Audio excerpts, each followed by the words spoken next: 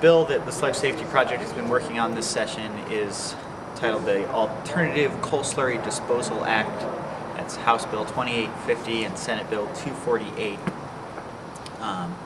House Bill 2850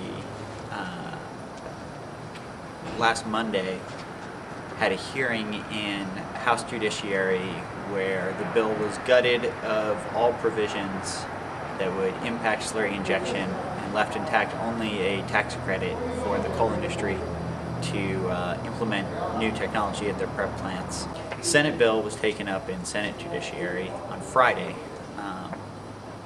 at which a committee substitute for the bill was offered that substantially weakened the prohibition language. The original bill would have banned new permits, permit renewals, and major modifications for existing coal slurry disposal sites.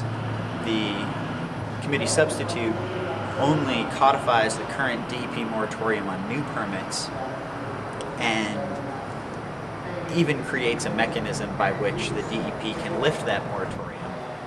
It mandates that another study be done in addition to the one that was already commissioned by the legislature, and that it be turned back within a year, and that the moratorium could not be lifted unless the DEP and the DHR mutually agree that slurry injection is not a threat to public health. The previous study was mandated by SER 15 in 2007, two-phase study by DEP and DHR. Portions were completed in the summer of 2009 and 2010. Both studies were entirely inconclusive by admission of their authors due to the massive absence of good data, basically. The DEP study only really looked at 4 sites. The state does not require mine pool monitoring, baseline monitoring, background levels. So while they certainly found a lot of contaminated water, they couldn't figure out why the water was contaminated because they had nothing to compare it to, because they did not require companies to do additional monitoring. On top of that, strictly looking at such a small sample size pretty much guarantees that your results are going to be meaningless. They looked at 4 sites. There's 13 active sites, and there's hundreds of historic sites. The DEP refused to include the community of Prenter, West Virginia, or the community of Rawl, West Virginia in the study. These are the 2 communities where we've seen widespread health impacts, black and red water coming from people's taps. Communities where there is known nearby slurry injection.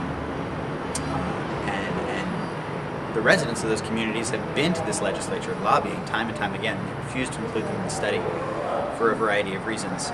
Well, Senator Unger has been down to visit Prenter and speak to people in that community on a couple of occasions over the last several years, and brought to that committee meeting the story of people in Prenter.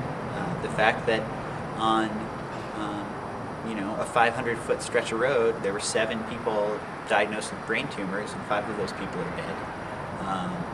The water is black. The impacts are real. And he expressed all of that in the committee meeting and asked Louis Halstead from the West Virginia DEP, are we poisoning these people?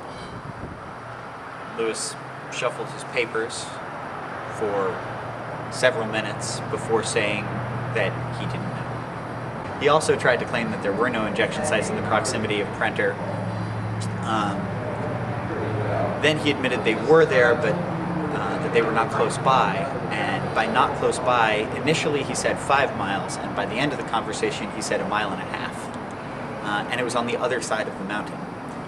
One of the senators pointed out very astutely that groundwater does not follow the surface contours, and asked him if he knew whether the mine pool was dipped at an angle towards communities from where the injection site was.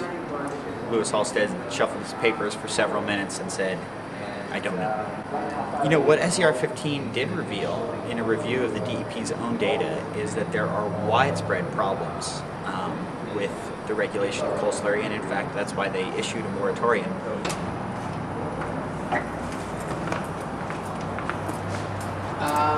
I think